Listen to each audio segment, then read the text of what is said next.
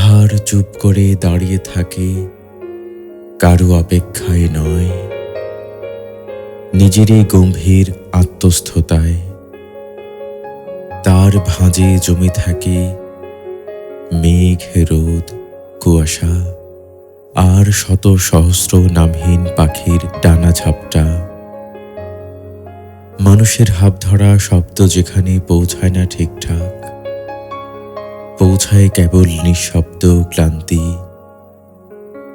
পাহাড় জানে কে এসেছে পালিয়ে, কে উঠেছে জয়ের মোহে, আর কে নিঃশব্দে বসে শুধু শুনছে তার শিরায় বয়ে যাওয়া কালের ধ্বনি।